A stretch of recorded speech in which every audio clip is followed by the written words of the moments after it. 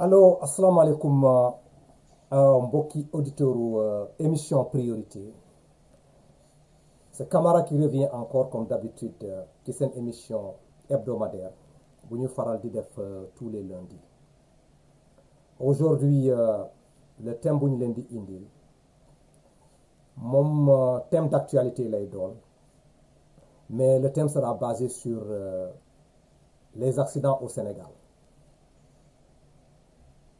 xam naa ne point yi bëri nañu ku ci nekk am nga sa point de vue, mais aujourd'hui man dans cette émission aujourd'hui dañoo cadrer le débat ci benn point d'abord parce qu'il y a beaucoup de choses à dire. Point boobu nag moom mooy lan, mooy la visite de sécurité routière bu ñu tuddee au Sénégal le contrôle technique des voitures.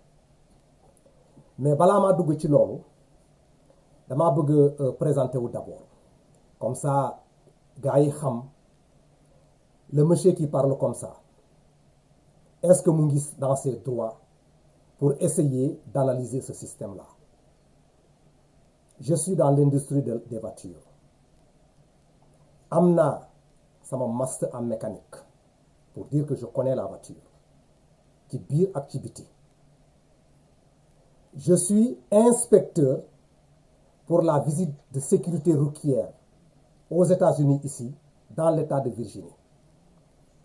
Donc man mii ñëw tey di waxtaan ci affaire visite de sécurité routière xam naa ci dara, même su fekkente sama xam-xam sorewul am naa ci dara, am naa licence am, maa ngi toog fii di inspecter les voitures des Américains, teg leen ci tali bi ñu dem daw. Kon nag aujourd'hui su ma ñëwee pour waxtaan ci li jëmee ci visite de sécurité routière au Sénégal, je crois que mën naa joxe sama contribution pour gars yi comprendre visite boobu lu ñu tuddee au Sénégal lan la, et que s'il y a des choses à aménager ñu seet naka lañ koy defee, parce que trop c'est trop. À quand la Sénégalais di toog ñu réfléchir autour de ça? Combien de personnes doivent mourir dans les circulations là pour ñu xamee ne il est temps ñu recommencer tout, ñu réfléchir ci ban orientation la ñuy jël.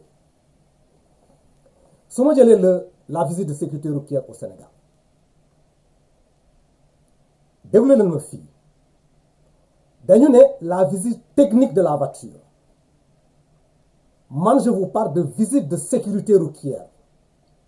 Am na ay nuances yu fi nekk, ngeen prêter attention tuuti li ma leen di wax, parce que boo leen comprendre la différence entre les deux là di ngeen xam fi may waxee. Au Sénégal on parle de visite technique de la voiture, entièrement d'accord ak ñoom, ils font la visite technique de la voiture, et cette visite technique de la voiture am na benn compagnie boo xamee ne l'État du Sénégal moom la confier ce travail-là. Cette compagnie-là mu ngi tudd le bureau de Veritas. Pour celui qui ne connaît pas lan mooy bureau Veritas, ay multinationales lañu, ce ne sont pas des fils du Sénégal, c'est pas une compagnie sénégalaise, et ils sont présents partout en Afrique, et ils sont au Sénégal. ñoom la ñu jox la gestion de la visite technique des voitures. Pourquoi? Parce que tout simplement dañoo yaakaar ne avec ce qu'on voit, les matériaux impressionnants là yu ñu teg dans les grands centres là, boo demee loolu mooy assurer la visite de sécurité routière de la voiture. Écoutez-moi bien, je parle de deux choses, il faut bien comprendre: visite technique de la voiture ak visite de sécurité routière. Lan lañu soxla ñun fii ñun, on a besoin de quoi? On a besoin de visite technique de la voiture, ou on a besoin de la visite de sécurité de routière pour une voiture. Oto boo xamee ne bu nekkee ci tali bi dana protéger usagers yu nekk ci biir, dina protéger nit yu nekk dans la circulation. Il faut ñu différencier ces deux choses-là. Mais au Sénégal amalgame la ñuy def, on s'emporte, on se laisse aller par les gros termes là. Il y a un monsieur boo xamee ne gis naa ko au niveau du truc là quoi, de mu def un commentaire au niveau de l'Internet. Il s'est posé une question que je vais poser à tout Sénégalais. Il dit que pourquoi on doit perdre son temps là dans l'embouteillage pour aller faire la visite technique dans ce seul centre boo xam ne mu ngi concentré à Dakar, pendant que dans les rues on voit des voitures yoo xam ne des carcasses qui sont en train de circuler. Cette question-là, Sénégalais, yéen laa koy jox ngeen xalaat ci. Est-ce qu'il n'est pas temps de réfléchir sur ce système-là boo xam ne ñun am nañ ko fii? Je n'ai rien contre le bureau de Caritas, je n'ai rien contre ces gens-là, mais le problème fu mu nekk moom mooy la question que moi je vais me demander. Sénégal fu mu toll nii, un Sénégal qui prétend à l'émergence là, mënuñoo toog ñu réfléchir yaakaar ki seen doom ak seen système bu ñu am au Sénégal ñu créer loo xamee ne c'est sénégalais pour essayer d'assurer la visite de sécurité routière des voitures. Foofu mooy sama question. Waxuma la visite technique déedéet, je parle de la visite de sécurité routière des voitures parce que moom la ñu def fii aux États-Unis. Kooku benn point la.